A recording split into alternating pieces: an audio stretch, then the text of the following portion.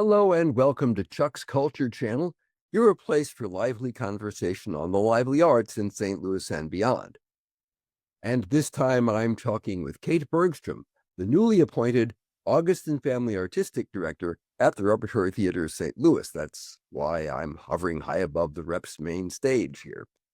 We're going to talk about some of the highlights of the company's 2025-2026 season, but first, let's take a minute to meet Kate.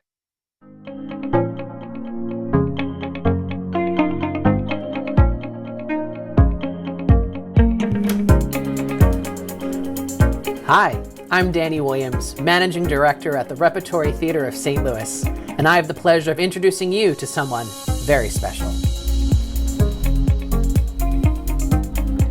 Hi, I'm Kate Bergstrom, your new Augustin Family Artistic Director here at the Repertory Theatre of St. Louis.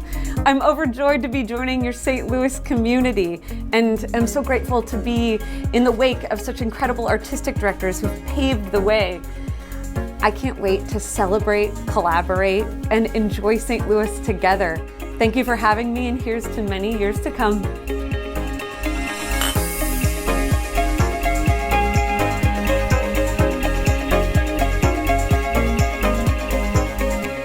The new season opens with a sharp-witted fresh comedy, The Cottage by Sandy Rustin, playwright of Clue, September 3 through 28. Next, it's time to chill with the West End hit ghost story The Woman in Black, October 8 through 26. And for the holidays, it's a reimagined version of Jane Austen's Emma by Kate Hamill, December 3 through 21. In the new year comes the deeply moving 2024 Pulitzer Prize-winning play Primary Trust by Ebony Booth. That's February 4th through March 1, 2026. And the season will close out with a classic musical Gypsy, March 18 through April 12 of 2026. Now, the new season also brings back the Steve Wolf Studio series, featuring new cutting-edge plays in the Rep's intimate black box theater downstairs.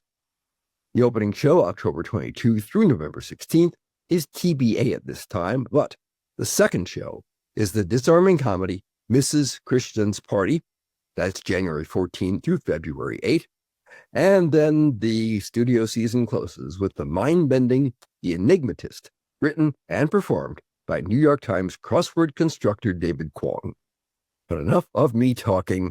Let's get to the conversation with Kate Bergstrom.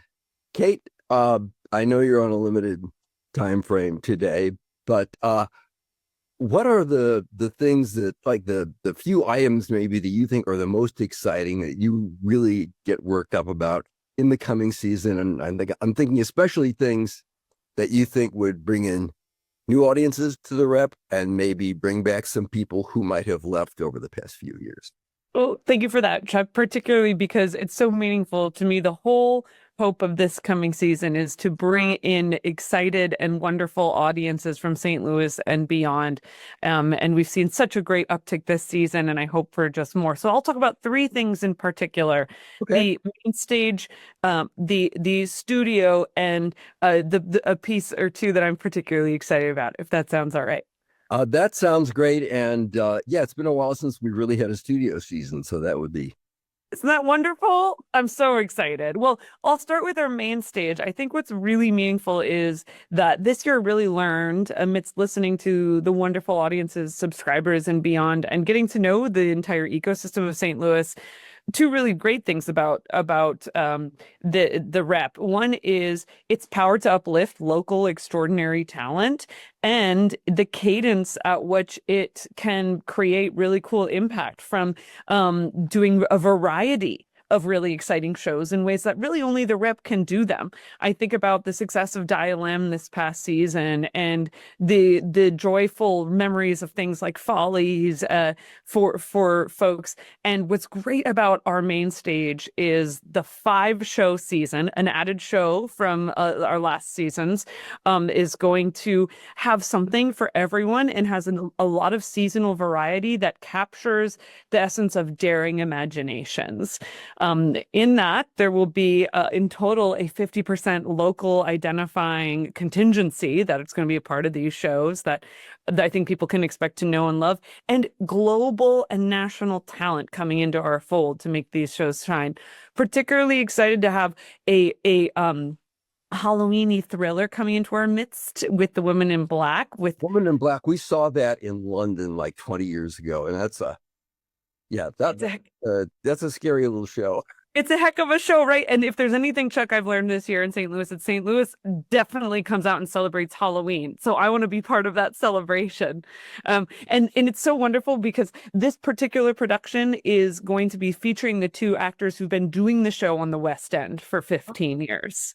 Right. Which is so exciting to bring them here, these two Londonites, and have them showcase their very particular talent at doing this mystery thriller. And I hope that people, my goal with the main stage and the studio is that they will have an experience that makes a memory like no other. So in talking about the main stage, Woman in Black is a great example. Emma is a great example. There is going to be a kind of a feeling of experience from the moment you walk out the door into the rep lobby and onto the stage and beyond that will be hopefully unlike any experience you've had before. It will make a beautiful new memory, and each variety of show will make that kind of impact, from having a scary jump scare where you grab the person next to you, or a laugh shared with someone from the cottage sitting next to them, or even with Emma, a memory from the first time you read Jane Austen and get to share it with a young person or something, someone that you care about. I think that's really exciting for this season. Also, the second thing I want to share is the studio season, and to bring back a full 3-show studio season is thrilling. And the team at the Rep is working really hard to make that happen.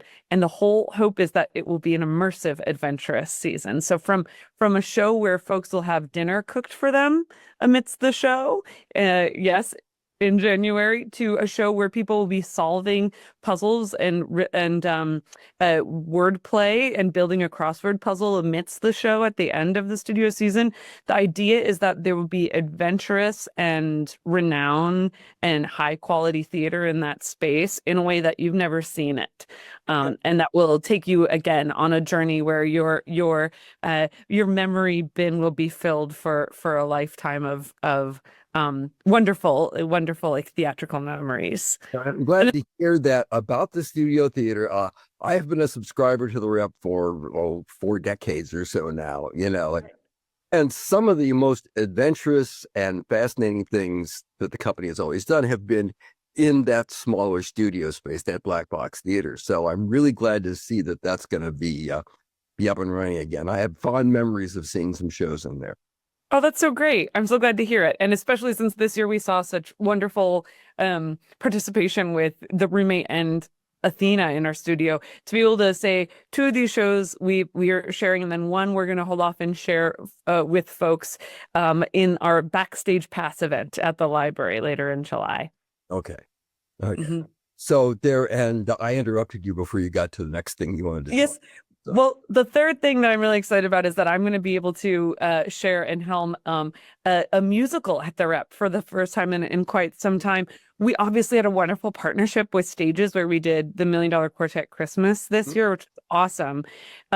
This coming season, to do Gypsy, an American Fable, in homage to Gypsy Rose Lee, in a city and a space where burlesque and vaudeville, started with the Orpheum Theater and had such a wide range amidst the Depression, and changed sort of the fabric of the entertainment industry even here. To pay homage to that, and then to do it in a way that I think only the Rep can do it. You can see these amazing shows at the Muni done in so many different beautiful ways. I think the idea for me with this show is to make it really an ensemble piece where, like you might have seen in Sherwood or in It's a Wonderful Life, the radio play, or 39 Steps, which I directed prior here to the Rep, this will have an ensemble feel where there will be people who play multiple parts. And I'm excited to address literally what I think of as the mother of all American musicals in a creative and new way at the Rep. Well, yeah, it is an American classic, as you say. And like a lot of musical theater, I mean, a lot of these shows started out in small houses, relatively small houses in New York.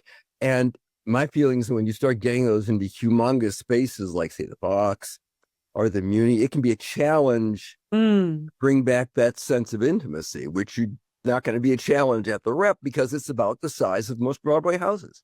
Yes, and it's got the thrust stage like you're speaking to, Chuck, which literally it makes a show so uniquely intimate and different. The audience is always a character in every production, and that's what's so wonderful. And to embrace that, we see so much success at the Rep, and to play with that and not fight against it. Yeah. So those are the biggies from your point of view. So Yes. I personally want to say I'm glad to see that the Rep is back and producing a wide range of shows. This is great.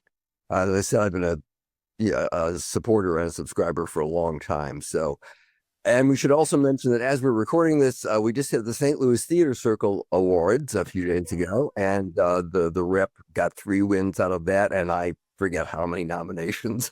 Quite A lot, which is wonderful. Yeah. So that again is really nice, and Oh yeah, I appreciate the way that the Rep has reached out to it, integrated with the community.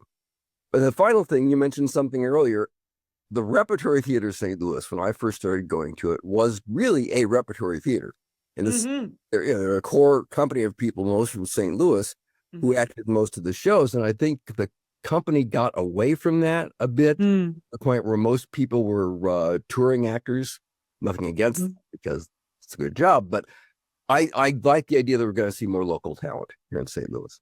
Yeah, I think that's really magical, Chuck, particularly because, like you're saying, the repertory aspect to me means 2 things. One, a variety and a sense of showcasing with wonderful, dazzling surprises the breadth of what the theater can do, and the things that we're used to at the Rep, right? The wonderful craftsmanship, the beautiful set, the intimacy of the thrust, the sense of playfulness with the audience, but also, too, like you're saying, celebrate the folks that I've had the fortune of working with here in St. Louis and beyond, who are truly world-class and who are both growing up into becoming these world-class artists and who have been titans tried and true in St. Louis for a long time. I mean, just this year to be able to work with folks like Nancy Bell, Michael James Reed, to work with Eric Dean White, to even have David Diaz-Waynad come back into our fold. I mean, it's been extraordinary. And like Jalen Janice, who I've worked with a few times now and who's just going to be a star. Issa Venere. I'm so excited that these folks will continue to have a relationship with the Rep. Deontay Bryant. I mean, these are people I hope to continue because they add so much excellence to our stages, foregrounding. And I think there's more talent that I want to bring into the fold as well, and that I want to support. And I think even things like hosting and being a part of the Theater Critics Awards, getting out. I'm going to go see Cabaret with Rebecca Scallett direction next week, and tap her having directed this year, and to be in relationship with them, with stages. It's a real gift, and it takes all of us to lift up the tide during this time when arts are having difficulty in terms of not just funding, but in terms of being able to survive and thrive with a sense of purpose and mission, and still sell tickets. Yeah, it does feel, I don't want to get too political, but it does feel like the performing arts are under attack right now in the United States. And I think it must be a very difficult time to be running a performing arts company. So good for you. I mean, it sounds like you've got the drive and you got the vision. I look forward to great things from the Rep going forward. Thank you, Chuck. Thank you for this time. And I think the excellence, relevance, and extraordinary experiences that we're leading with Danny and I and the entire team here, I hope will pay off. And I look forward to people's input for many, many years to come. Okay. I know you've got to run. I know you got a busy day today. Kate Bergstrom, thanks for taking a few minutes to talk with me, and have a great day. And, tell people to go see a play. Chuck, was that your phrase? Because I just love it. No, I cannot take ownership for that. I know the guy who did come up with that, but it wasn't me. You got to connect me because I saw a bumper sticker and I was like, go see a play. This is my favorite phrase. I'm going to start using it and I want that bumper sticker. So you got to connect me to him. I love it. And his name's Greg. I've got to go find his email, but I will. Okay, great. Say. Shalom, I love it. Thanks so much. Go see a play, whoever's watching. We're so happy to have you be a part of us. Thank you very much. And tune into the next Chuck's Culture channel, whenever it is. Bye-bye. Bye, Chuck. Thank you.